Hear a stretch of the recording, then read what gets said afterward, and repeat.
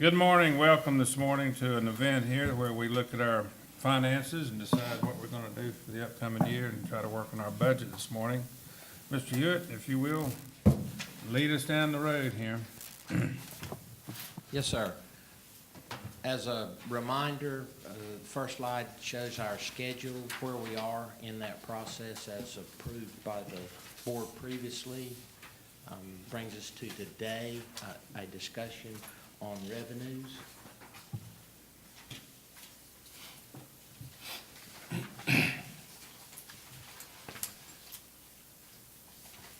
The workshop today, primarily the objectives for today are to present the four funds revenue projections and have the Board of Commissioners approve or revise the proposed water and sewer rates and the inspection fee schedule that's proposed. As a refresher, just as most people I'm sure are aware of, the town operates out of four primary operational funds: the general fund, water fund, the beach parks, access, recreation, and tourism or beach park fund, and then our canal dredging fund. Just a point to the form that I have here.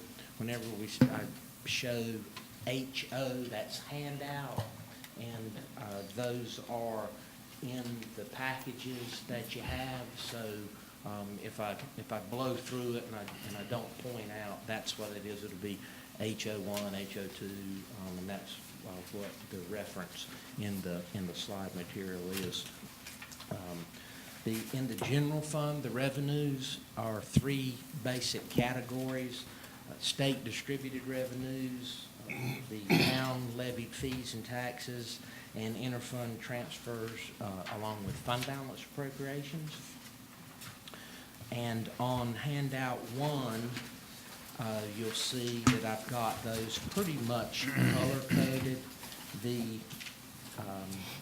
orange ones are the town levied fees. The gray ones are the state distributed revenues, and then the light blue ones, as outlined, are the interfund transfers, the governmental service fund. So without further ado, I'll address the sales and use, franchise, utilities, and POW bill funds. Referring to the handout,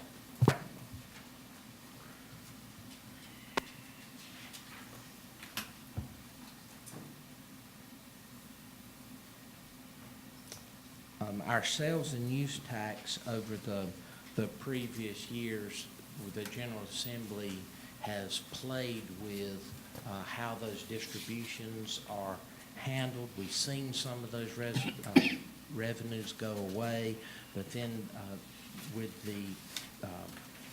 the mantra being broaden the base, lower the rate, some of the telecommunications and video programming revenues are now supposedly embedded in the utilities franchise tax apportionment, and we see those the utility franchise tax estimate, of course, is increased for the upcoming year.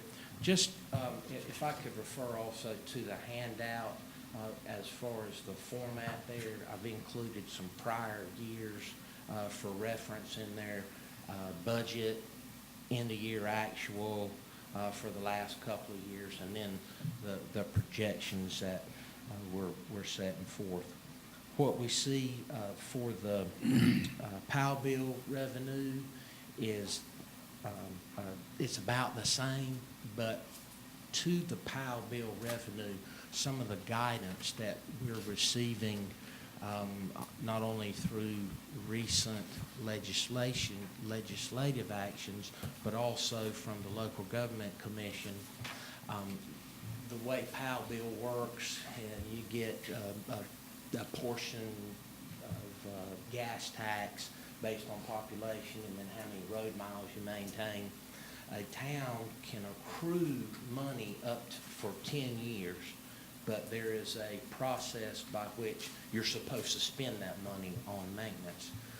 The most recent guidance out of the General Assembly is the General Assembly wants us to spend the money on road maintenance. I guess there have been areas that haven't done that, and the feeling that I got in talking with the League of Municipalities and the finance officers group is that the POW bill revenues are going to be gone after in the next session of General Assembly. Nothing in writing, but that was the feel, if you will, and we can deal with that. I mean, that's an easy fix. So David, did we use the PAL bill funds for the pavement repair that we just authorized? Not yet. Not yet. Well, will it be used to fund that? The board made an appropriation last year of $0.01 to fund that, and what I intend to do is at the end of the year to file those expenses as our PAL bill expenses. And what that basically is we got $100,000 in accrued PAL bill funds, and that'll take care of that. What that will do is that will increase fund balance available in essence, which is a good thing. Because the PAL bill is one of the revenues that are fenced off and that does not go, it actually is backed out of your fund balance available equation. So that's what I had intended to do administratively. I haven't paid that bill yet. It may be my limitations on understanding terminology. I haven't paid that bill yet, but well, Let me say something about that, if I may help you out. The previous board added $0.01 to the tax rate specifically for raising the money to do these projects that we're about to complete. And there was a lot of hem-haw and upset people on the island because the taxes went up, that penny. And there was a lot of conversation about it. So the board, and I'm going to defend the past board because they took the heat on that. They put that $100,000 and made it available to do the project. And now what David's talking about doing is taking the PAL bill money, shuffle it over to replace the money that they raised by the $0.01 additional taxes, which they caught so much heat over, which is going to leave you guys with $100,000 more money to spend at the expense of the popularity of the previous board. But- That's the bottom line. Yep. okay. But you're saying this is that's going to go away after this year? the Well, PAL? no, the money, that tax rate is already in place, Sure. will be decided on you guys when you set the tax rate for next year. No, but the ability to do that again, Yeah. you're speculating that that's going to go away, David? the PAL. money Yeah, that, PAL bill, the yeah. money that had previously accrued as PAL bill funds will not be there because you will have spent it on the road. That's right. Oh, okay. But the $100,000 that Yep. is vanilla flavored, if you will, if you can use it for any municipal purposes, that money, would be still there unless you spend it for something else. And Or we could reduce it by $0.01, right? well, But again, you're going to, that will impact your fund balance. But what you when gotta do that. remember is, we put the penny there because there was several years' worth of road maintenance that needs to be done, not just this year, but there's, next year there needs to be some done, and the year after that. When we get done, when we use this POW bill money, it will be gone, and it won't be coming back, and it'll take that penny to do, that's my Next question. It year's- won't be replenished. no, Okay. that's what he just Okay. said. Right, right. And there was a lack of increase in PAL bill money for several years, what Ken was talking about. So we had to do something because we didn't have any money from the state coming in to do roads. The only way you could maintain the roads is put your own town money in it, and the only way to do that is taxes. And that's the deal on that. And you guys are gonna be facing at least the same problem or worse, because if the money does go away in totality, rather than just what we were getting, then Now, what I'm saying is that, the POW bill, distribution, the annual distribution of $30-some thousand a year, that was not,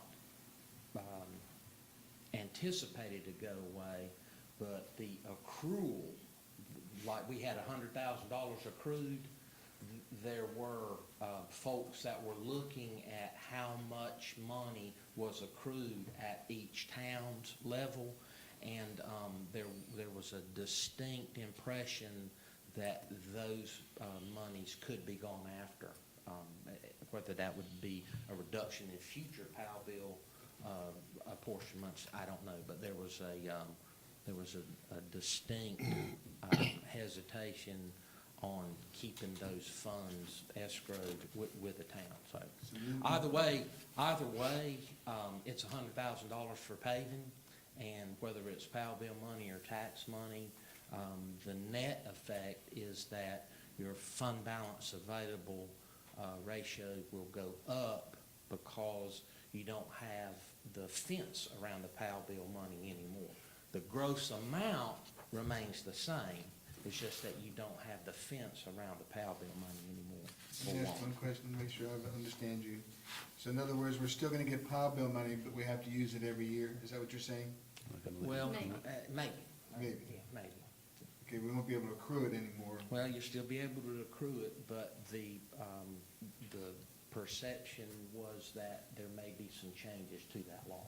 Okay. But that would, I mean, do I know of legislation that is gonna change that 10-year accrual law? No, sir, I don't. It was Okay. just guidance in change. The law was changed, and it used some pretty strong law, language in there that said, you're supposed to use this money for paving streets or repairing streets, and that was, So our Powell bill bucket now is how much? it's 110. Yeah. Okay. It's 100. So real close to the 1 penny. It's 138. 138,000. And where is that? Where is that in your, That's in your cash account. That is not in the budget. That's in your cash account. That is in your fund balance. It's in okay, your savings. okay. So David, going forward, the board used the street maintenance as justification for raising the taxes. Yes. Next year, maybe the year after, is there any linkage going forward to that 1% being set aside for streets, or is it just in the general fund? Well, yes, it's just in the general fund. Just in the general fund, Just no in the general linkage. fund. Just in the general fund. Now, as part of the capital improvement program, which will be an appendage to the budget message, I intend to identify a penny a year in keeping with the streets survey report, and the source of funds in there would be the penny on the tax revenue. That's my intent to present to y'all. And that would be the way to link it. David, are you going to address the miscellaneous item up above there? Look, I caught my attention to 39,000 for fiscal year 15 and 16. That's Captain Jack's, the insurance settlement.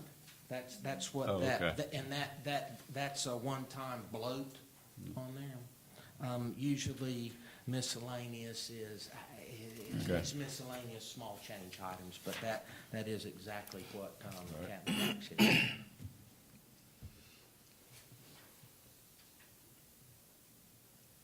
Okay, on the town levied fees and taxes.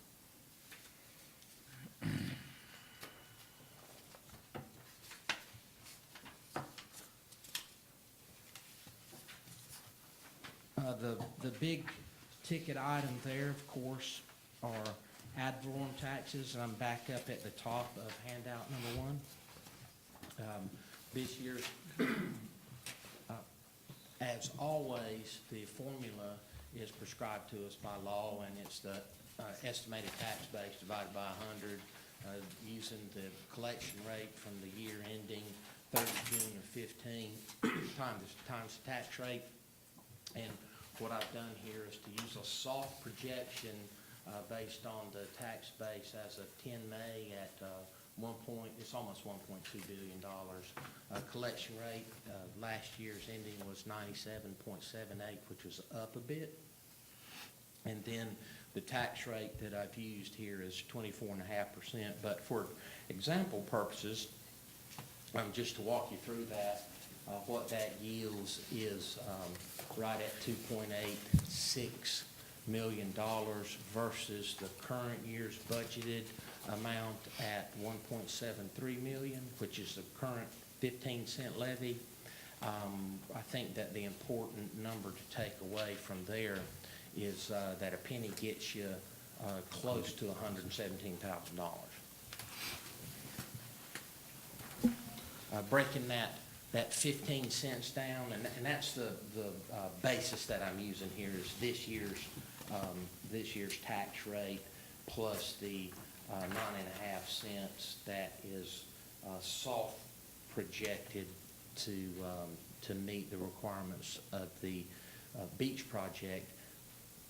What that yields is 175 for the 15 cents rate, and the 9.5 cents gets you right at $1.1 million. So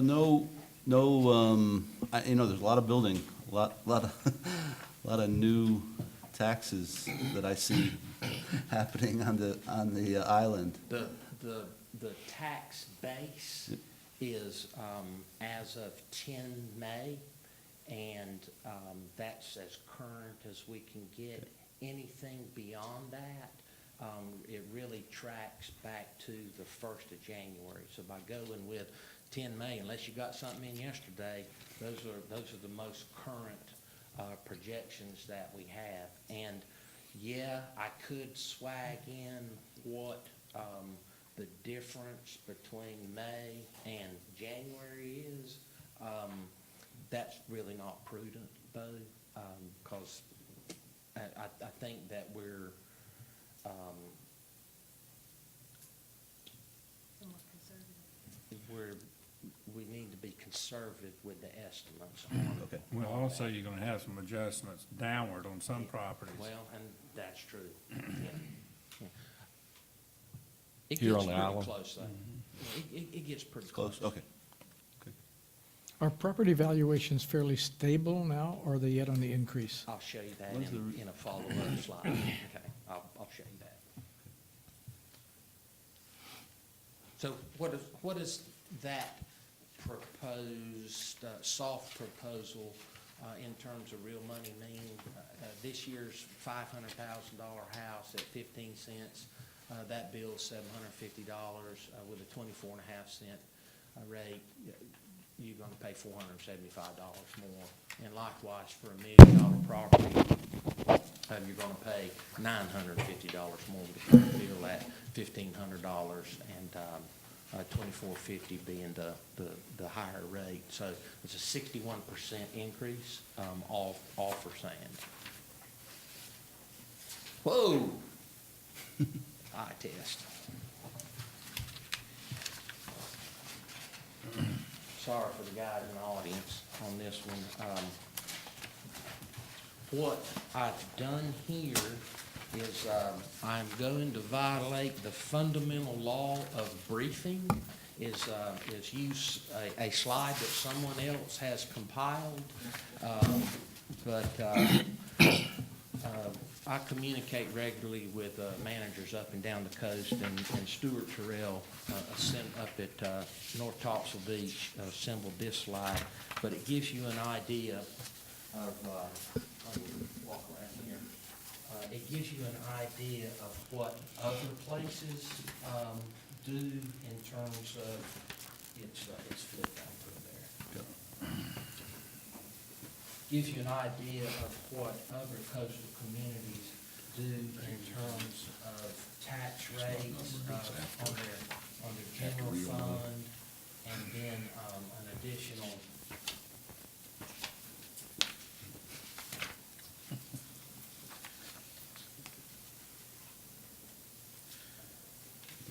Maybe this is too complicated. Just showing yours so you see what it looks like. It's right after the real money. I'm looking for real money. Everybody- So we're wrong. You're too deep. I don't think so. There it is. That's Is that it? Yeah. Very good, thanks for the help, all of you. So what this slide does is it just gives you some perspective on what other coastal communities' tax rates are. And it's kind of all over the place, but I think that the prevailing theme there is, like Atlantic Beach, they've got a 16.5 cent tax rate. But their occupancy tax is collected by the county, and they run a county-wide beach nourishment program. That's Rudy Rudolph up in Carteret County. So that's kind of skewed one way. Up in Kill Devil Hills, they've got a 71 cent tax rate with a 38 cent split on that from the general fund and a 33 cent dedicated beach fund. So that's the other end of the state there, different type of beach too. 71%? 71 cent tax rate, 71 cent tax rate, yes, sir. Makes one of me, And there's some big houses up there too. Yeah, there's, But as you see, it varies, and to some degree is a function of how their occupancy tax works too, because regardless of what coastal county you go, it's different. I mean, that's how the occupancy tax, the enabling legislation is written. And I'm just gonna kind of pick another one from Dare County. Down there at the bottom, Nag's Head is 49, well, it's 50 cents total, and the general fund split there is 24 cents. They've got two municipal service districts with almost a 3 penny and a 23 cent beach dedicated fund. So anyway, I just offered that for perspective, for y'all's perspective. David, I read in the paper a week or so ago, one of our neighboring beaches is carrying forward $1 million out of their budget. I don't know, Sunset Beach, but, well, yeah, they allocated $1 million out of their current year budget and are carrying it forward into the next year. I thought it was Sunset Beach, but so you couldn't do that. We don't have no idea. it was in the Brunswick Beacon, and it was either last week or the week before. Well, we could sound real good if you look at your sand fund and all that kind of stuff, that you say we get money. I was just curious if you knew that. I'm not testing you, but I was looking at that in reference to the tax rate here to see what their future is. I'll do some research and give you a call Okay. so that you know what it was. Of course, Sunset Beach, I don't know what their collection on the occupancy tax is. You know, they don't have the demands for beach nourishment. You know, all the sand from up at Bald Head Island ends up at Sunset Beach. Yeah, That's and that basically might what be- happens. And it helps that they've got a going down there, the jetty down there to catch it. Okay. Yeah. All right. Two really important points I wanted to stress here, and working the interlocal agreement status in to the mix is that I briefed it to the Brunswick County Commissioners last night. They received the briefing. Christie, I was briefing, so I asked Christie to observe and report. It's kind of hard to take notes at the same time while you're playing in the ball game. So Christie, you sent me a brief text on what your summary was on that. Can you tell them what we did? Sure. David gave I just talked to the lady. David gave a briefing last night to the county commissioners on the interlocal agreement. Their responses were that they seemed receptive to it, but they did want until the end of this month as part of their budget process to review it. They wanted to look over it 2 more times. I think their main area of concern is that they wanted to make sure that the county was covered in the event that the town ever defaulted on the loan, which the local government commission won't let us do. So they just wanted to take a look at it again and make sure that that was covered and that their priorities were protected. They did tell David they would give him an answer by the end of this month, understanding that we still have to set our tax rate here and that we're in our budget process as well. But they did seem receptive to the fact that this is, Brunswick County has to start thinking outside the box on the way to accomplish beach nourishment for towns. And that maybe if they can set up something that can stand firm, that this will be an example for other towns on how they do things. They did question if anybody else in North Carolina has done it before, and they did provide some examples of their county. That was pretty much the synopsis of it. Yeah. Was there concern the going forward years of the risk? Because as I understand what I read, we're going to be depositing the first year debt liability in a fund that they will maintain. It is, to be honest, I think from what we've heard a couple of times in both conference calls from the county and last night, that they really came out and said, not to make it sound bad because they said it on both sides, but if county commissioners change or Old Beach commissioners change, this agreement's covering a 10-year time span. They're afraid that, or they want to make sure that with this agreement, if a whole new board would come in on either side, that nobody can take a look at that agreement and say, we don't want to honor this anymore.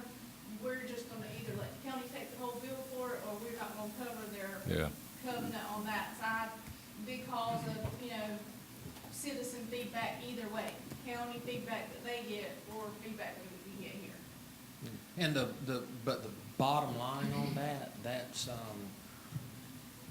that's not gonna happen because the local government commission will not allow that. The first requirement in the Local Government Budget and Fiscal Control Act is you have to accommodate for your debt service. If you don't accommodate your debt service, They take it over. Greg Gaskins comes down and sits in that chair and takes my pen and starts writing checks. I mean, that's the real bottom line on it. And so, it's a worry that's not a worry. But I guess the reason for escrowing the first and last month's rent is really, the county has some internal fund balance policies because by agreeing to this is basically a debt covenant with them, and it would impact, like our POW bill money has a fence around it. That debt covenant impacts their fund balance available. So by us escrowing the equivalent of a year's payment with it, they avoid that type of internal fund balance policy issue. So that takes care of the account side of it. The worry side of it, we've just got to do some work in educating the county commissioners on how it's going to work. So to your slide here, it says the template was previously approved by other beach communities, but that was just, nobody's actually pulled the trigger. Oh, yes, it has. Or have- Dare County's used it twice, and North Topsail Beach has used it once. Okay. I thought I just heard that we were the first ever. Well, we're a little bit, we're first in Brunswick County to do it. Oh. And Dare County's a long way up there, and it's not, Yeah, gotcha. it's not imprinted on the local psyche, as how this works. But David, aren't there state limitations on what a new board could do? They offered this guarantee and the banking system went through and everything's done. They couldn't, I can't believe they could just walk in and say, oh, tell the bank, sorry, we're not backing it. You're on your own. I can't see that happening. Well, like I said, local government commission walks in and takes over the towns, what it does. You have to satisfy the debt obligation. I mean, that's our role. That's irrefutable, non-negotiable. It cannot happen. Yeah. But I understand where the county's coming from. That's the status on that interlocal agreement, and it is on your agenda tonight. for consideration. We can talk about it some more then if you like. I don't think at this point in time that, that you should approve it. And we can just roll it out for the board, and we'll have to figure out we're gonna have to approve it at some point in time. But if the county's gonna take till the end of the month, then, you know, we should have some latitude there too. Because I don't know what other prescriptions they'll ask for in that document. And, you know, it's still in the state of flux at this point in time. We've got it pretty well nailed down from our perspective, but I don't know what will come out of their consideration through their next couple of meetings either. But all that said, we are moving forward, assuming that we'll work out the agreement with the beach project, acquiring the easement, and that kind of stuff. Looking at going to the local government commission in July. We'll set a tax rate, assuming the local government commission okays it. And we have vetted the agreement in its current form with the local government commission staff, the deputy director of the local government commission, and that is fine, along with the vetting with the commercial lending institutions. The interlocal agreement will satisfy the collateralization aspect that they're required. So the local government commission is pre-flighted with an okay on it. So are the lending institutions. We just got to ratchet it down here locally. And then again, but now those are approvals or verbal approvals with the staff at the local government commission. It still has to go meet the full board. So, but usually those things happen, and the template or the example has already been set up in Dare County. I don't see a problem with it.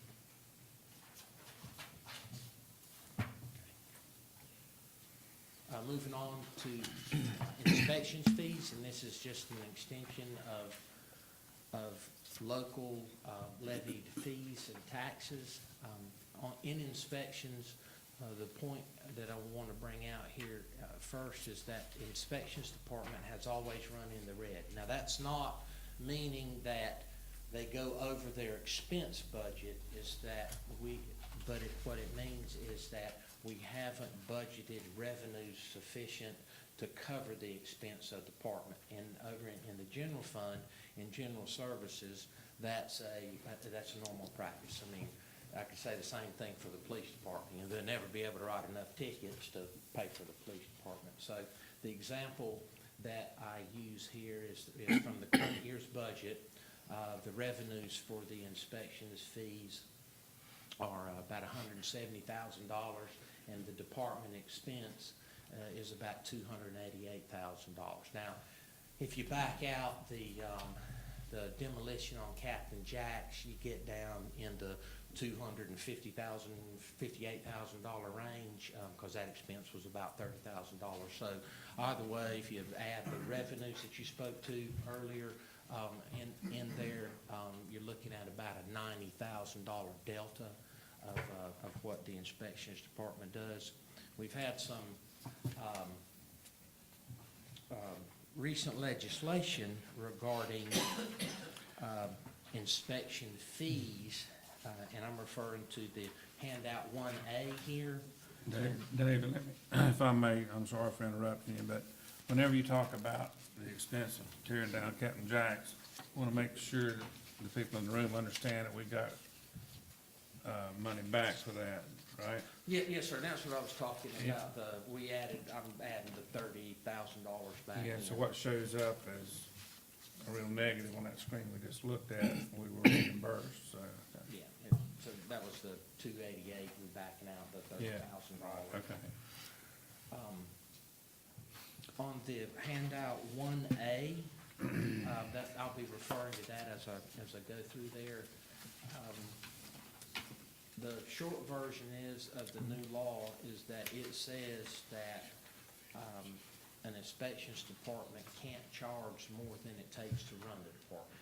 So what Tim has come up with is a proposal to increase fees, and that's the handout 1A. Oops.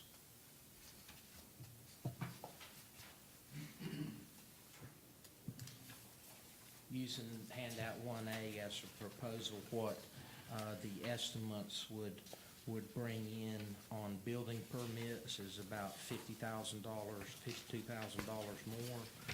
Electrical permits, increase of $12,000.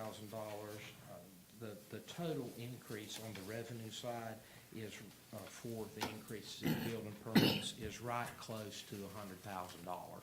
I mean, I can go down those, all of those if you like, but primarily the largest increases are in the building, electrical, mechanical permit side. Tim, would you like to talk to handout 1 as to how it relates to other municipalities and where that's in line? Well, what we did was we took fee schedules from up and down the coast.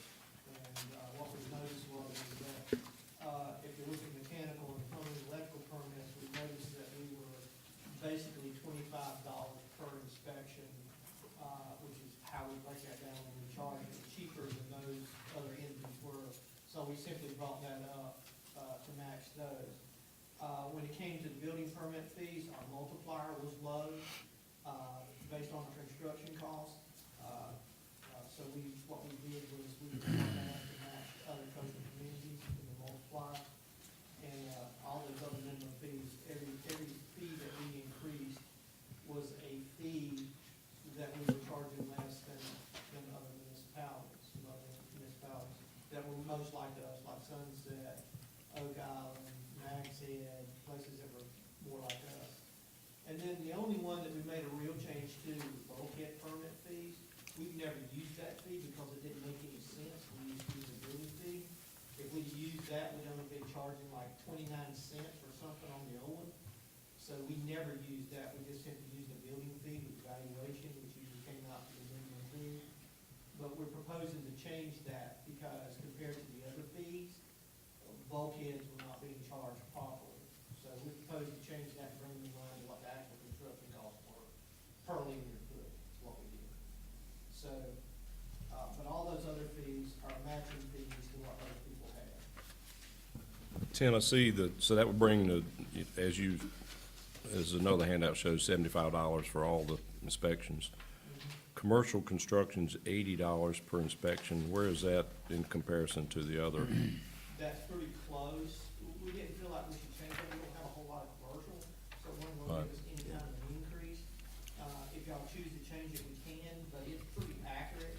And here's why. A electrical and mechanical permit and a plumbing permit for commercial, there's gonna be a lot more inspections. So what we do is that, as you see, it says per inspection, like for a mechanical permit for a house, there's usually just 2 or 1 unit. Oh, I got you. Mechanical permit for commercial, you may have 20 units in there. Understand. So that number is really not reflective of what that total increase would be. That number is very in line with everyone else. Yeah. So based on this proposal to increase the fees, having just heard, we cannot, is that going to balance you out? It's going to be pretty close. Yeah, I used a 7-year average. I did a 7 Okay. years average on all fees and then backed out to do a 1-year average. And so we should be really, really close. Tim, when you looked at the other towns, did they tend to balance, they tend to generate enough revenue to cover the expenses of the department? No one ever tries to balance. No one treats building inspections as if, that I know of, as if it should be a self-supporting revenue. Building inspections is one of the major functions that the town provides for its citizens. The state law says you will have a building inspection. So it's sort of like the police. It's not really something that you try to make balance, but you can. I think the new House bill says, okay, now you can charge enough, as long as you don't charge too much. Well, you know what I'm saying? So there's a lot of places that are trying to build, they're trying to reach a zero balance, I guess, and in the past, they've never had to try because they really never thought of it as a revenue projection. Right. Now, I will tell you that in some towns that are growing extremely fast, our fees would match those fees. And they use that extra money sort of like the B part. Do you follow what I'm saying? But now they can no longer do that. They would have to actually have legislative law that would allow them to dedicate that extra money to whatever they're gonna use it for. But they can still do it in the form of, say, a CO, what's it called, be like a, impact fee, a CO impact fee. Carry they charge $2,000, their fees match ours pretty much. They charge a $2,000 CO impact fee for like to take care of the roads and the infrastructure that it's gonna impact and that kind of thing. And other municipalities do it too. But we don't do that. But, that's the way they handle it. But it still wouldn't show up as a zero balance, it's in some other fund. Yeah, so I see, you know, so the expense in the first page you used was 288, and if you back off Captain Jack's 30, 258, is that, and then you have a revenue of 268, so Yeah, is the expense? I said we're getting pretty close. I hadn't dialed in on the expense side yet. Okay. Um, Just a process question, are we going to see the expense for each department? With the budget message. Okay, Yeah, Thanks. that's when you get it. So, yeah, so looking forward when we do, since we're essentially balancing out inspections by inspections budget versus revenues, is your message going to have, because I'm assuming before, since we were revenue short, we had to make up the balance out of the general fund or somewhere. So is your budget going to show then, now that we've net balanced out with permit fee increases, is it going to be an equivalent decrease in the general fund?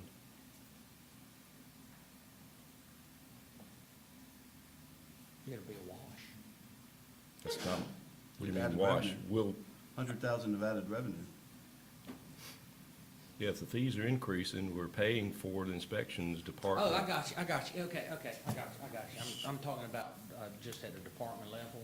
Yeah, but I'm saying, Those. looking at the sum of those, just using it as one example, Mhm. I think, from my personal opinion, that's the right thing to do, comparing, benchmarking the community. So since we're doing that, or should we expect to see a general fund decrease of revenue, of expenses to cover that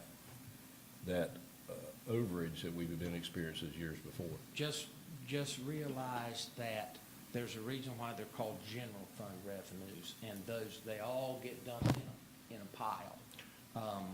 I understand, but we were having to I don't spend know. some money from somewhere to pay for that overage based on the fee structure. I think what he's saying is, we're gonna end up saving money because they're gonna pay more of their own bill. Right. So that money that we're saving, are we gonna be able to reduce taxes by a penny by doing that, or? Or, That money is available to be allocated how the board sees fit. okay, so it could either be used to reduce the budget or reduce tax rate hopefully, or reduce an increase in taxes based on the needs that we know we have. Okay. Yeah, and an important point to keep in mind is that those inspection fees are one of the revenues that can be pledged against the special obligation bond, and the net result of that is that we will get a better interest rate on our borrowing. Okay. That is one of the revenues. Now, what does that mean in terms of margin on decreasing? I have no idea, but I do know that that is a revenue that we can actually pledge against the debt service on the special obligation bond, which is going to increase our credit rating. David, the general fund has a certain amount of money in it. Let's say that 100,000. If you just put it in there and left it in there, are we not expected to come up with a certain amount of general fund money that we keep, a percentage of our expenses? And I think we are. And if That's so, your fund how close are balance. we? How close are we now? That's your fund balance Yeah. ratio. How close are we? And I'd have to check the audit. Previously, we were about 54%. You don't have it handy, do you? We were about 54%. And that's, that's one of those litmus tests that the local government commission uses to gauge the health of an organization. And we are woefully behind other coastal communities. And, that's as much a function of relying on the BPART fund as the safety net. Well, if we go forward with this Central Reach project, we're not gonna have that safety net anymore.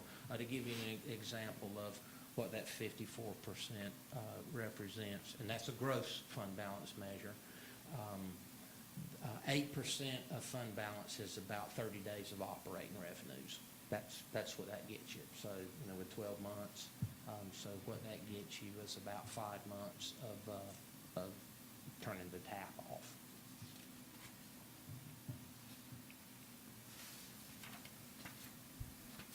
Good on inspections, y'all? I did want to mention curbside recycling, and that is a lone highlighted item on that first handout that you have there. We're seeing that participation rate. That's the blue can home recycling line in the general fund on handout 1. We're seeing that hold steady. There are some marginal increases there. Looks like that's gonna, unless we have a radical change in the way we do recycling, that's projected at about $11,000 a year. I mean, we take in the subscriptions and then hand it right out to pay the bill. I think we collect about a $6 administration fee off the top of that. So this represents the 207 accounts, that's 207 rollback for, okay. Curbside recycling. And what percentage, how many, what's that, 8, 9%? There's 2,300 water Right. accounts, so Right. what's that, 8, 9%? Yeah. And the challenge with the rollbacks is just the logistics of our seasonal tourism population. That in itself is challenging. The vast majority of those are residents, and it's just a challenge on how do we make that work in the context of weekly turnover in the summertime.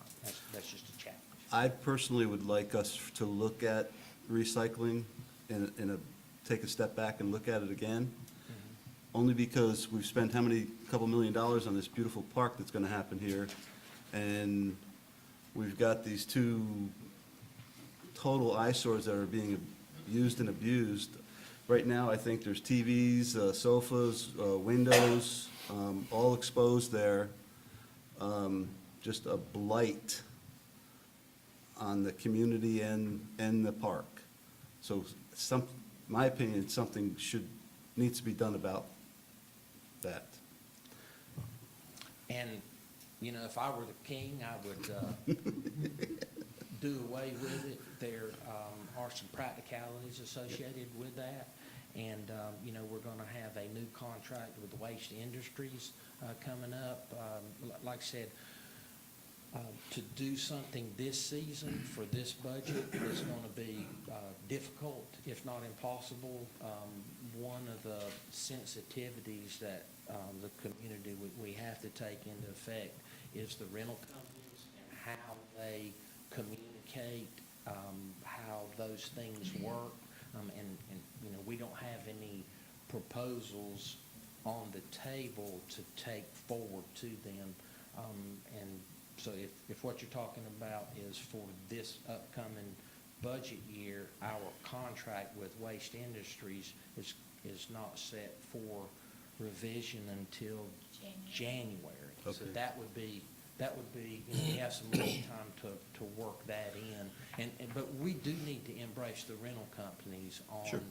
on a solution there. But, yes, sir. But I think we should start talking about a solution if January And is the staff has already got some ideas. scary ones that they've that they've put forward, and I'm not brave enough to present them to you yet.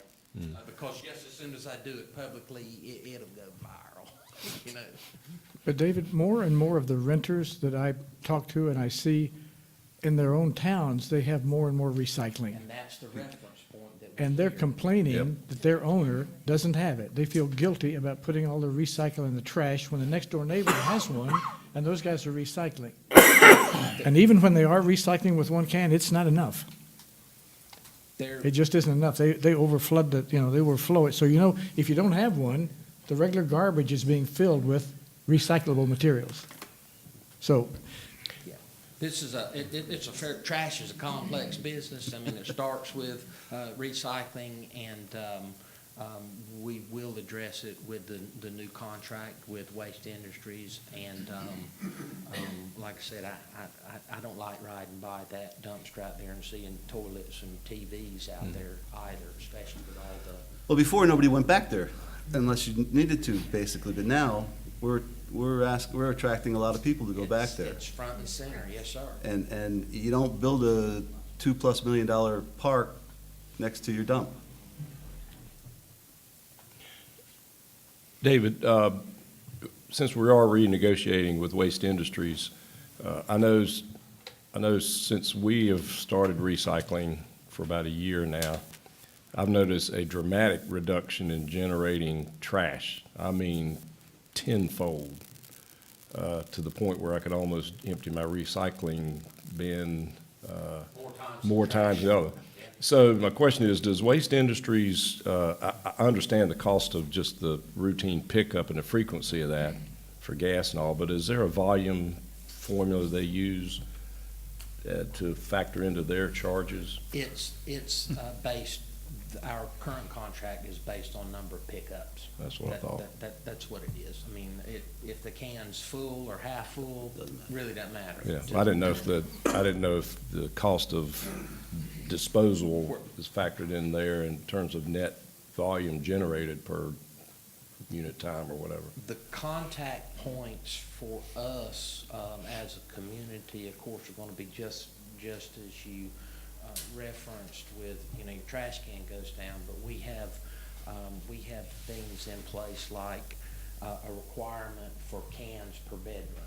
If you have, so there are other associated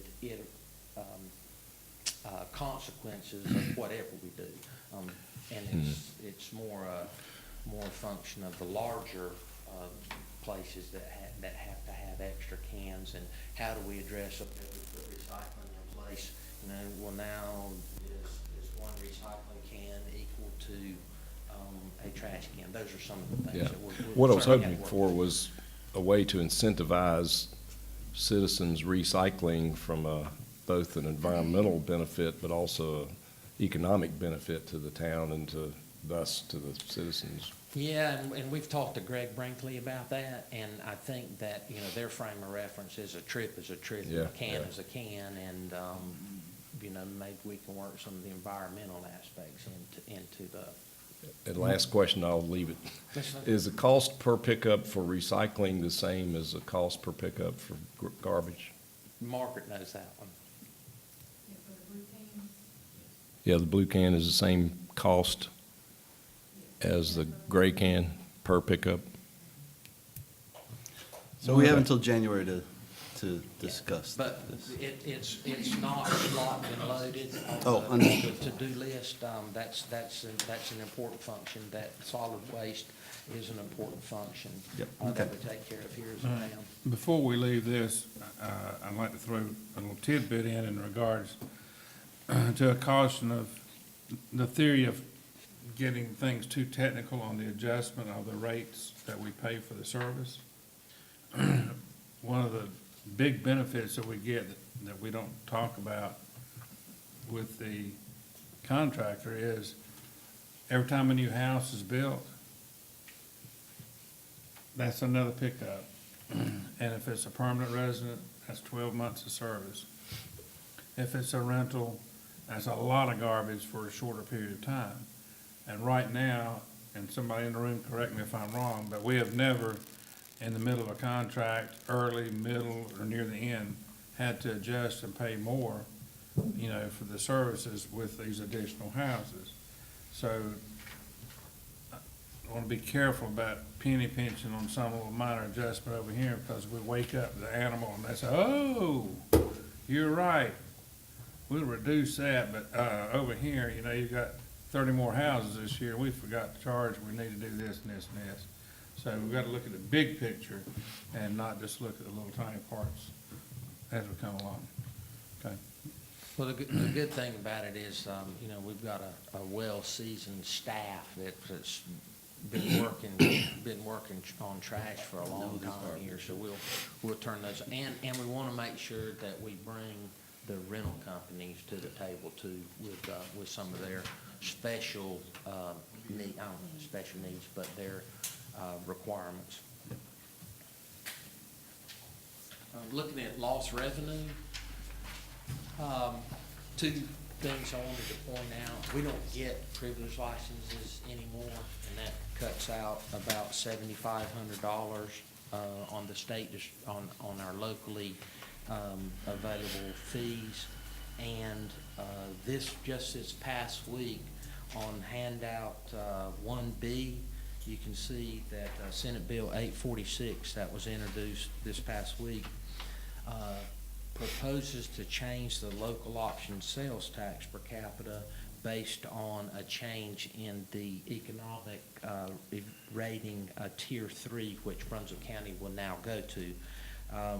It's only projecting a loss of $1,200, but it's these types of legislation that we gotta monitor as it works its way through the guts of the General Assembly, that doesn't come out the other end with more adverse consequences. For the county as a whole, I believe that the projection, and I'm talking about all the municipalities and the unincorporated portion of the county, is about $350,000. So the going in thinking is that that this local option sales tax will show back in on the sales tax distribution, but we'll just have to see. And my point there is that this is one of those that we got to keep our eye on.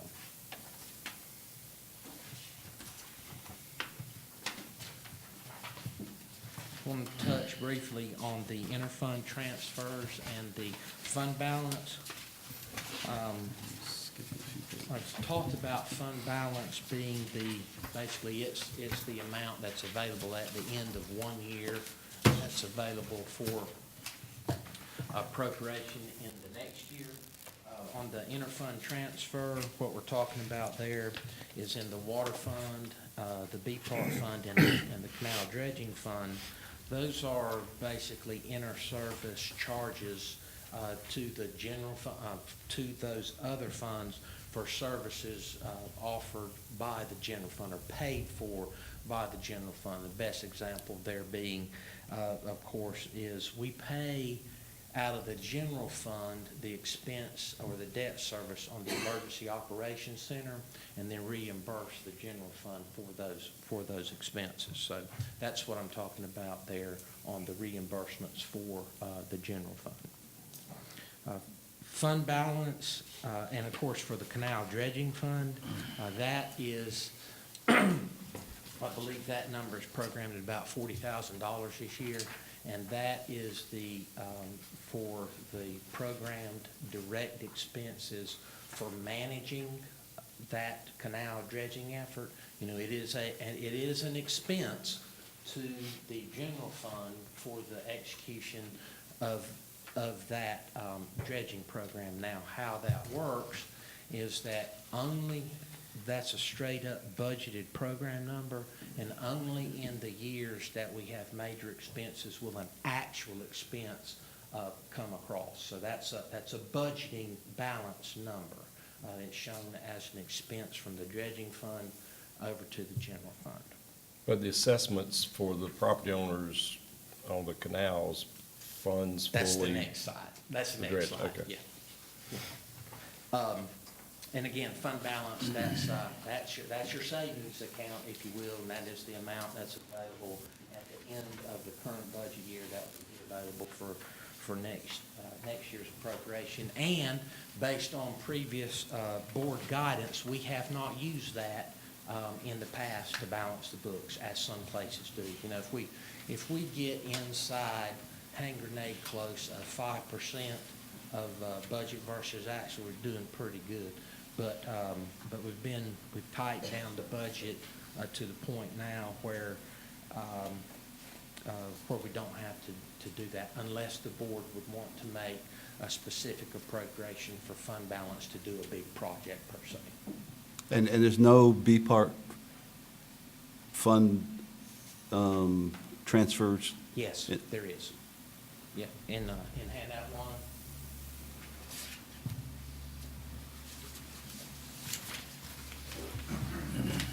It's about $100,000. It's been a little over 100,000 each year. Yeah. But David, that's clearly visible. Yes. You spend additional money out of there, out of the B-Part fund, though, to cover things like the Recreation Department and the Parks and Recs and Service, and how does that visible? And the best example that I can bring forward on that is insurance. We pay the insurance bills from the general fund, and then all of the liabilities and physical structural liabilities for the different facilities that we have. You know, we've got 22 beach accesses, Jordan Boulevard Pavilion, Halstead Park. That's a good example of a directly attributable expense that the general fund pays for through its, through the general fund. We But then pay do you for have that to transfer a specific amount then out of B-Part fund to that fund to cover those things, or? Yes, it's a budgeted amount, and then it's actually transferred end of year. So by the end of the year, we should be able to see in the B-Part fund, how much of that came for Parks and Recs came off and went in? Yes, sir. And how much was saved? Actually, yes, sir. And the 105 is kind of an additional administrative amount? I mean, the tax collector. Yeah, all the administration. Takes care of that, Okay. and, it is a soft projection.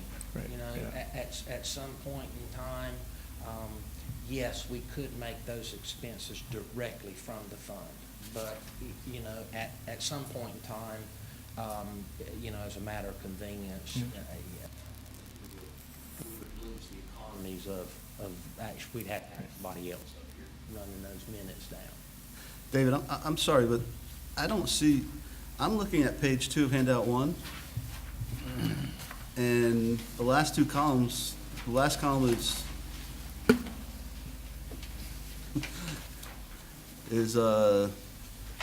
fiscal year 16-17 budget, and it's blank for B-Part fund transfer. And so is year-to-date, or as of April 30th. Yeah, and I haven't done them yet, that's why. I haven't. But you don't have it in a budget either. I haven't done a revenue projection for what those transfers will be yet. John, you're talking Previous year. the previous year's allocation. I have not done those transfer estimates yet. Those are the two that I haven't done, along with fund balance. So you anticipate having to do another 100 and,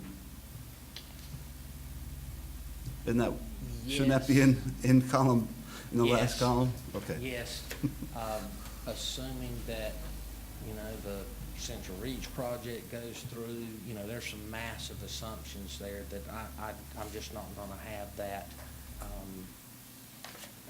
ready until I actually do the expense side of the budget, Right. which we're working on. Okay. That's why I was Yeah, sorry. asking. Confused. You see what I'm talking about? Yeah.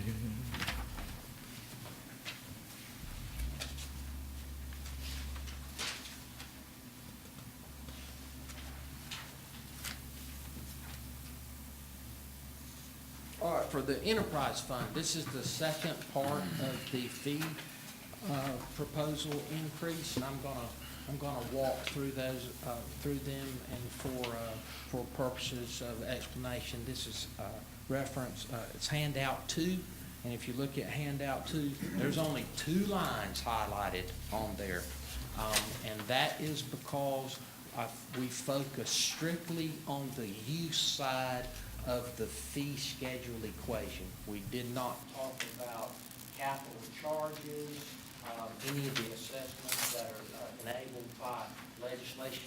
We only focused on use. The guidance from the board in general, and if I'm wrong in doing that, y'all need to correct me now, was our understanding was those conspicuous consumers should pay a premium, and that's what we have focused on. We did, so there was no consideration given to the capital side of the equation, but we did perform some exploratory what-ifs, and we can talk to those if you'd like, but what I will go through is to show you what the concentration on the water side of the equation. So what this chart here tells you is that 86% of our water bills are for 6,000 gallons or less. And I know the question's going to be, well, we only have 2,300 water accounts. Why is that number 28,000, David? You get a water bill every month. So your 2,300 accounts over a course of a year is the 28,000 bills. So over the course of the year, 28,000 bills, of those, 86% of those bills are for 6,000 gallons or less. Y'all follow me on that? Because I had to walk through this the whole bunch of times. So that means that 14% of the bills are for greater than 6,000 gallons. Now, why did you pick 6,000 gallons, David? Well, call me stereotypical, but that is what I construed to be an average family. Now, I know, Peter, you got 10 brothers and sisters, and, you know, there's a lot of single-family homes, but that's, in my stereotypical way of view of the world, that's mama, daddy, and 2 kids. 50 gallons a day, each one 30 days in a month, that gets you to 6,000 gallons. And that plays out with what we see in the actual consumption. That 14% of the bills account for, on the consumption side, 42% of the water use. Wow. So what we have here is we have the data that shows what everybody knows is that there's a small percentage of the population that uses a whole lot of water. I mean, that's the general government. And this holds true on the sewer consumption side and the irrigation side, and to an even more extreme on the irrigation. David, my guess is it's probably more dramatic because we're not a 2 adult, 2 children island. Right. We're more a 2 adult for permanent residents. Right. There are some with children, but not that many. Right. But again, this is 12 months data. Right. And would account for, you know, the seasonal population. What we have now, our current charge, current rate, and what we're proposing is to put a surcharge on water consumption, add an extra dollar on the consumption side. And when you do that, the projected revenue increase is slightly over $21,000. David, is this more in line with what our neighboring It's, beaches are charging? 'Cause I'm- it's, Gary? We're actually less than some of our neighboring beaches, as we currently stand, and also with this proposed, we still would be under. Do you know about how much less the proposed is compared to our neighbors? Probably $1 underneath as we are charging per 1,000 gallons, about $1. of them make it at the base charge too. Yes, Oh. as it currently stands, we include the first 2,000 gallons. They're proposed. They do one. To have that 2,000 gallons included in your base charge. We're one of the only towns in the agreement that does that. Most of them have a base charge and then your charge per consumption, nothing is included in that base. Do other communities have the graduated, like we're proposing? Some do, Okay. some do have the tiered, and then some just have Flat. strictly across the board as far as how the rate is laid out. So if I understood you correctly, some of our neighbors don't have an allotment of gallons in the base charge, but we do. So that means we're further undercharging.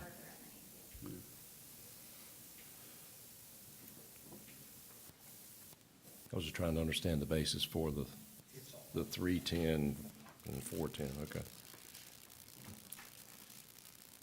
On the sewer side, we see the exact same schedule. But on the consumption side, it's a little bit different because you lose some on the consumption side, but it still tracks true that, whereas on the water side, 45%, 14% of the bills were 42% of the consumption. On the sewer side, it's 45%. And that's probably attributable to the fact that we do have some water service that does not have sewer service. Our public showers are a good example of that. That's a meter, a water use that is metered, but doesn't have a corresponding sewer consumption goes with it. What we ran here was to add another $1 on consumption on the sewer, over 6,000 gallons, and that gives you about $27,000 of increased revenue there. David, Again, the going-in assumption was to keep the rate structure the same, but only make those conspicuous consumers pay a premium. That was the going-in logic here. Because we've done a number of the other ones, and we get all over the place real quick. David, does each of our public showers and restrooms get a bill? They do. They are, the B Park fund pays the water fund on that. That's how they do, how they account for the enterprise fund expense there. Adding the $1 to the sewer, that does get you close to what the other communities are charging on the sewer side. Irrigation, this really gets way out there. On 75, what we see is that 75% really, about 65% of those bills are under 2,000 gallons on irrigation, but if you go with the break point at 6,000 gallons, you get into the 75% being less than 6,000 gallons.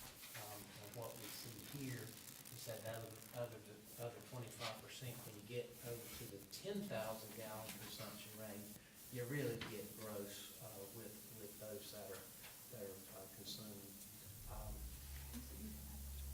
What we did here was we went with basically tacking on another $1 for consumption over 6,000 gallons. And again, that yields another close to $22,000 in additional.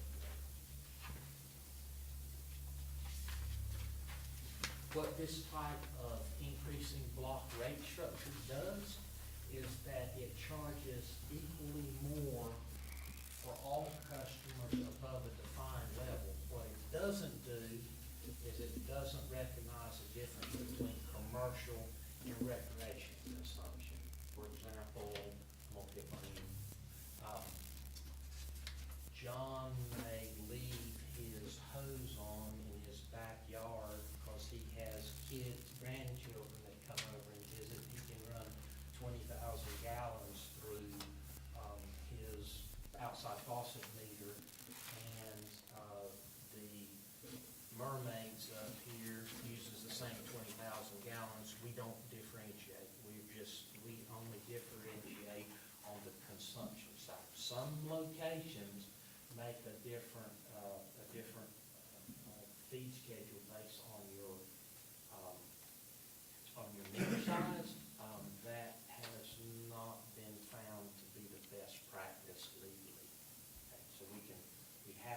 charge based on the gross consumption equally for And everybody. we have so few commercial. Right, Right.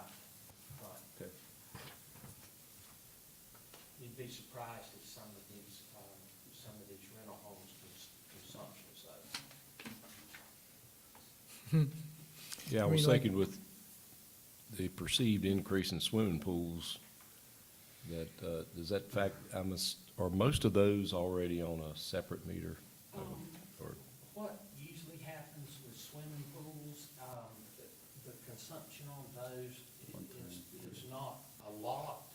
You fill them up one time, and then the annual or the monthly uses, it really isn't that much.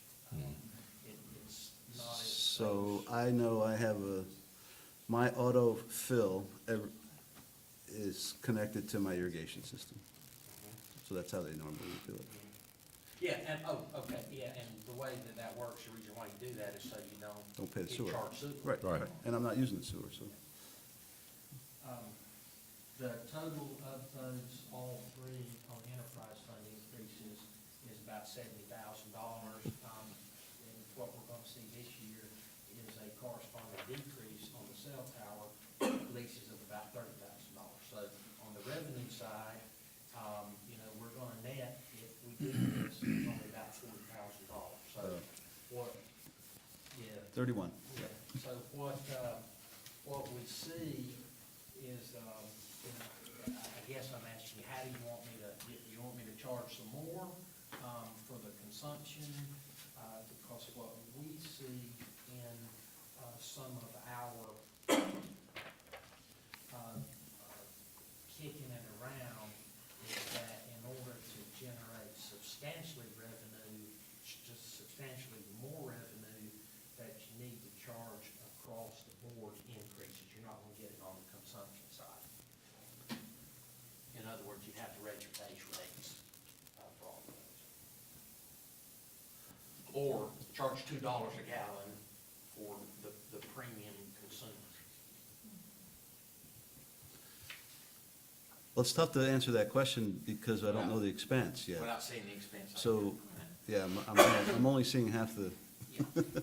but the other big reason why we're, the people that, and some legitimate, losing a lot, is you want to encourage conservation. I mean, that's, And that's a really good point. and I think Now, that's our lead. We assume that it's gonna generate $70,000, Right. but when Peter gets a bill for $200, I'm turning that swimming pool off. So that's an assumption that we've made on the consumption side, Yep. that water use will remain the same. So there is an art and a sweet spot on picking, what the market will bear. Yeah, so you may very well want to go rather than dollar and a half, might want to go $1.50 because you're going to lose some, but you don't know how much revenue you're looking for. Right. well, part of it is communication, because I had no clue about this until we heard about the graduated scale that a lot of our neighbors use, and I just thought, well, that makes sense for us to get in line with that, especially based on consumption, rather than raising the base rate for everybody. And until you know what, the numbers of consumers actually use, you can say, that there's 15% of the people that use most of the water. Yeah, this is a great exercise, and we need to, everybody needs to see this, to understand, especially that one chart, you got 15% of the people using 40% of the water. I'll move along here. To the B Park Fund, and that's handout number 3.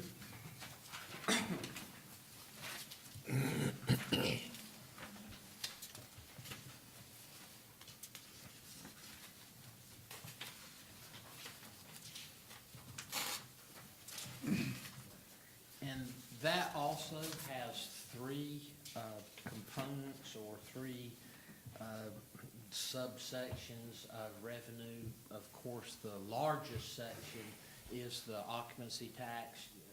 By legislation, that's the 6% occupancy tax. And over the last several years, to give you, John, I think this is the question that you were asking, to give you some perspective on what the occupancy tax is. Over the last several years, we actually have collected about 10% more on average than the ad valorem tax. I don't know if people realize that or not, but what we've seen over the last several years anyway is that occupancy tax collection at 6% are about 10% more than what we collect on the ad valorem side.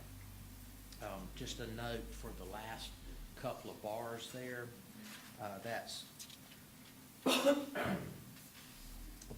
as of 30 April on the occupancy tax, and we've, on the ad valorem tax, we've probably collected as much as we're going to collect for property tax, but I've got a couple of I've got May, which is Memorial Big Day. revenue months There's- coming. There's a big month in here, and that's gonna go up. You know, the succinct version there is that occupancy tax is trending up. To what extent up is, I don't know. And what I try to do in doing some of those estimates is using a pretty simple rolling weighted average, and that's the safe way to play it. And for this year's projection, that comes in right at $1.76 million. On the local program side, those are the tie-dyed program, those kind of programs run out of the recreation department. And I believe that it may be $20,000 on your sheet there. If not, I meant to revise that down to $15,000. In addition to the local programs, we also, in the B-Park Fund, we run the federal and state grants through that fund. This year, we will carry over the FEMA grant for the Central Reach project that will marry with the Central Reach project, and the PARTIF grant. So those grant reimbursement funds will track true to there in the amount of $448,000 for the FEMA grant, and then the reimbursement on the PARTIF side is $183,000. That'll carry over into next year because we haven't done anything with that project yet. On the fund balance appropriation in the B-Park Fund, that is where we host the town matches for grants. And what we're showing there is the match on the PARTIF grant at $183,000. The residual in the East End Shore Protection Project on the terminal groin, we'll carry that forward at $9,000, and then the $32,000 appropriation for the Rothschild Davis Park to complete that infrastructure out there. David, could I back you up just for a second? My understanding was the 448 for, the FEMA Irene grant. I thought we were talking about that applying to reduce the 9.5 cent increase for Central Reach, because that's a Central Reach kind of related grant. You're entirely correct. But you're still using the 9.5 cents as a, Yeah.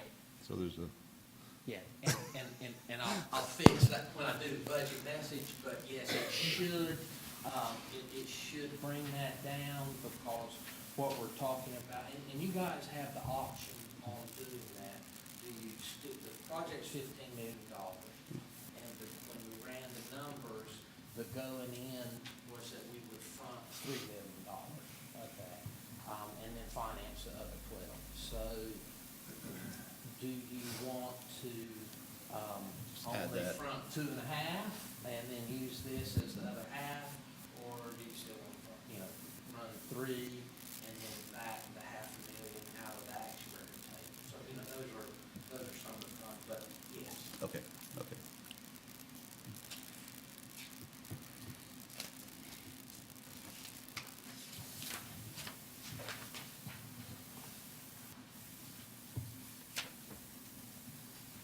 For canal dredging, Ashley, I think you had a question there on that, but I think this slide fairly well, and I didn't give you a revenue page on that. Pretty much this slide encapsulate that. The legislation to, for the town to provide canal dredging, you know, that's unique to the coastal communities here in Brunswick County, and also a couple more up and down the coast. Going in premise is that those here anyway, is that they are self-funded, each, and the way we administer it here, each canal subdivision is separate and distinct as its own department. Districts are established by the subdivision, and a couple years back, using the POW bill accrual method as the logic behind accruing funds for dredging, we went to a 10-year accrual. Previously, it had been every 5 years. I meet with a working group annually to coordinate assessments. This year, we have held that meeting, and each one of the subdivisions has a different strategy that they want to employ as far as how they're going to handle or how they will be able to do dredging.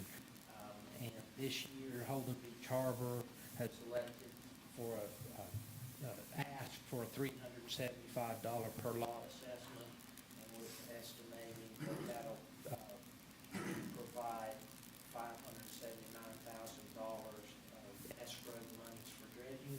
Heritage Harbor is $250 a lot, and that will get them close to $250,000. Harbor Acres, $320 a lot, and estimated their escrow fund is $862,000. So we're getting close to $1.7 million on that canal dredging project, in that canal dredging fund. But as you can see, each one of those communities has a different capability in how they would like to be able to execute the dredging program. Harbor Acres went through a process of, not on the last dredging assessment, but they did a one-time $2,000 assessment. Heritage Harbor has been somewhat more conservative and are waiting to see, you know, how the canals hold up, and then Holden Beach Harbor is kind of halfway in between on how they're going to do it. And the variables that they evaluate when they go through those discussions are, you know, we do a biannual survey of the condition of the fill rate in those canals. By the way, those canals are in pretty good shape, and you know, shouldn't require dredging for at least a couple of more years, is what we're thinking. So that's kind of the condition. The canals are in good shape, and they're cash flush. David, are these rates here, are these an annual charge that gets made Yes, and and put into a fund? And yeah, Will you qualify what you're saying, the canals are in good shape? Are you saying across the board, or are you being specific? across the board. There are some trouble spots, Yeah. as there always has been. The corners, you know, those have always been problematic and just a function of you can't get a dredge up in there to it. But generally speaking, it's probably a better term. The surveys come back and they're holding up well. Now, we get one wash across the road there and they can fill up, just like that. All that sand on the front gets put, in the canals and.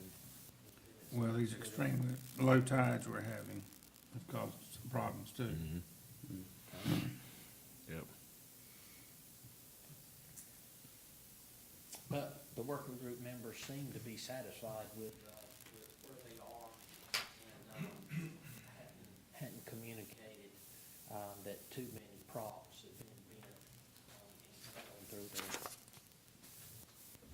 And I have those surveys available if anybody wants to see them. So, I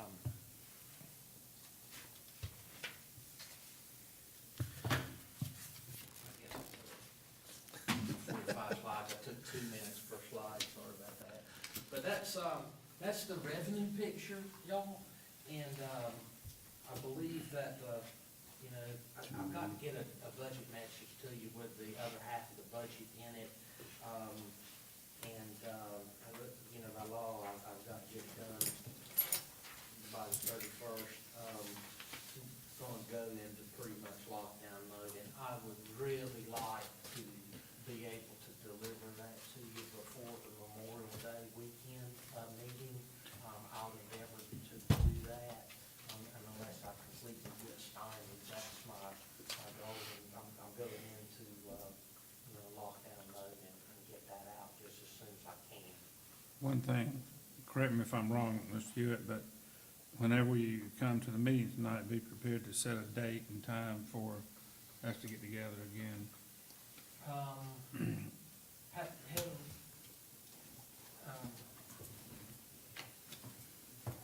To review, If that's not on the agenda tonight, but you could add it to the agenda for tonight, or we could call one once the message is out, however you guys. Yeah, but, well, I'm just thinking it's so much easier to do it in public than just chase all this down.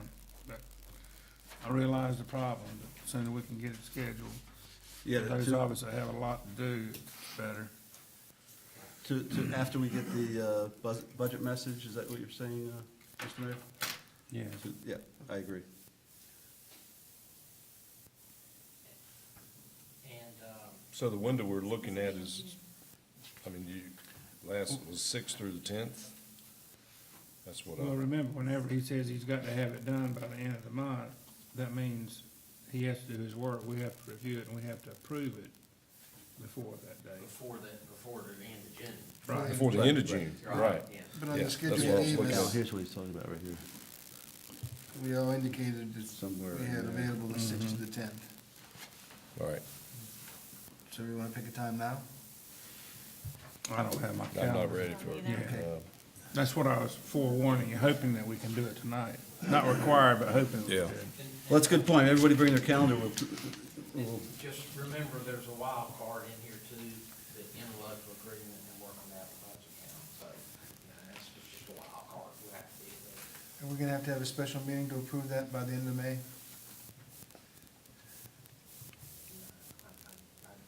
Not unless Ann gets it. Because I thought you said you had to have it, when are you giving that to the local government commission? That'd be in July after budget. So we can do that in our June meeting. David, is there a reason we couldn't approve that tonight? I thought you wanted. And to would it hold enhance the chances with the county if we already had approved it? Well, isn't it a state of flux right now? You're telling us that. Well, the county wants to mull it over a bit, and I think that our circumstances, this is really a case of the golden rule, and they've got the goal, and they're gonna make rules on when it gets adopted, so I would not recommend that. We basically approved it by presenting them the draft plan anyway, so we've approved what we're presenting to them. Unless y'all tell me Is that your way? through that agenda item tonight that you don't like what's in that agreement.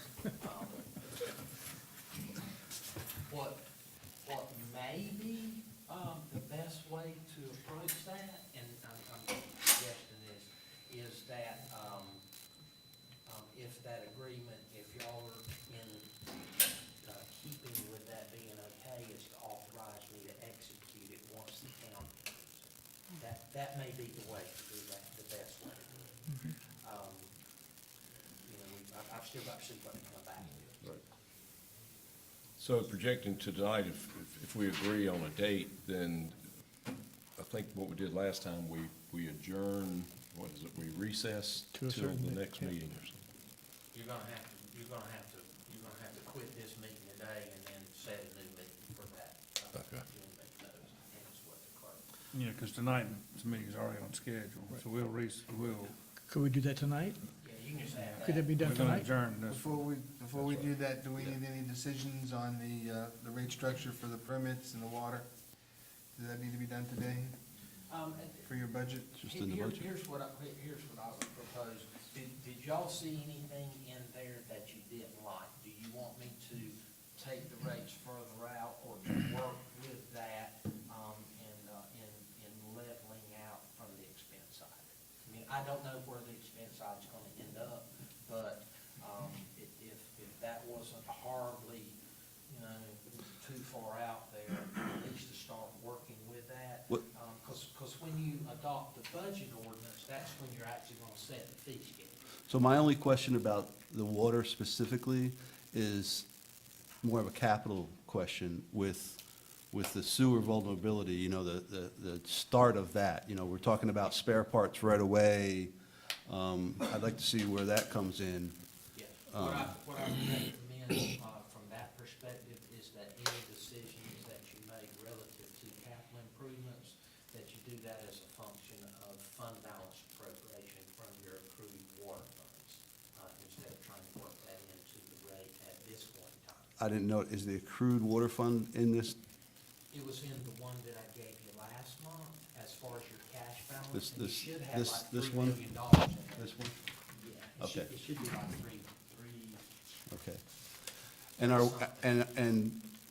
Are we, and we're adding to that with this budget? The balance? No, not on the water fund side, Okay. not on the water fund side. We're increasing $31,000 net. The expense that you're expecting the expenses to also align with that 31,000 increase? Well, I do know that Chris has asked, and part of that is relative to the sewer advisory committee's recommendation, that, oh, by the way, is being taken off the agenda Yeah, I heard. tonight. Doesn't really help me out, but, what Chris is gonna ask for is, to go ahead and buy 2 generators, Yep, to put good, in there. good. Of course, that's gonna impact the sewer advisory committee's capital, the cost is gonna, produce those in the out years. So those, It's actually 2 generators and the wiring at the station Yeah, as far as getting trimmed. The other ones, those generators gonna be, that's gonna be $120,000 worth of work. Oh, okay. And that's gonna suck up that increase like that. okay. I mean, that's the question. Just FYI, Mike Sullivan is not available, that's why, Okay. that's my understanding. Now, with that being taken off the agenda, what I'm going to have to do is to include those recommendations in the budget message as part of the capital improvement Yep. plan. So I'm just making sure y'all are aware of this. I'm proceeding with it as though that will be approved, and if it's not, then we'll take it out. Right, Anyway, okay. My only other comment was, next, did a great job, get creative with the water and the planning, fabulous. Increase in revenue, which is, I think was reasonable as heck. I'm anxious to see on the other side of the equation where we can get as equally as creative. I know some people, and I'm one of them, actually, are looking for a beach patrol, and that may affect the police overtime expense, and just we only have 7, 8, counting the chief, police to overtax them during the summer, so I'd really like to see that, and also it gives us a chance to put more more hours without overtaxing the officers on the beach. So I'd like to see that included. But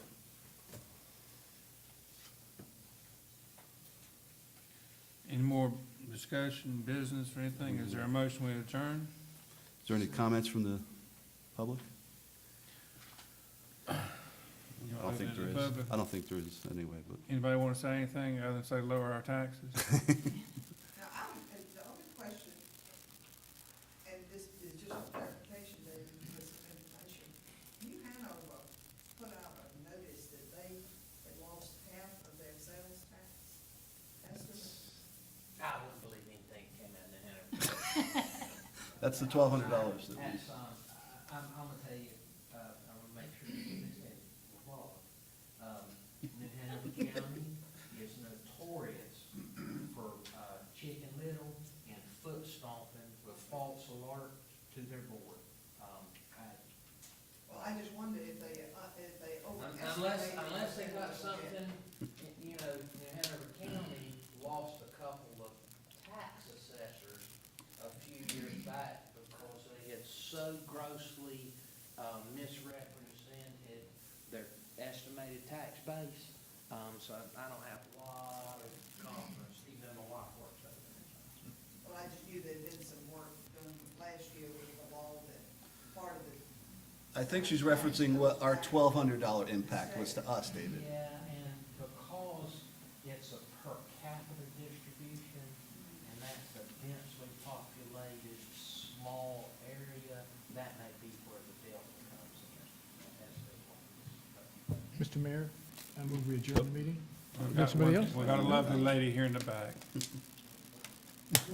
This lovely lady would like to commend the board members who still have concerns about recycling. That was kind of my thing for 6 years, and I'm pleased to see that maybe it's gonna be looked at again. That definitely is a nice one. So, good luck solving the problem. Thank you, ma'am. I move we adjourn. Motion to adjourn, second. Second. Discussion, hearing none, all in favor, say aye. Aye.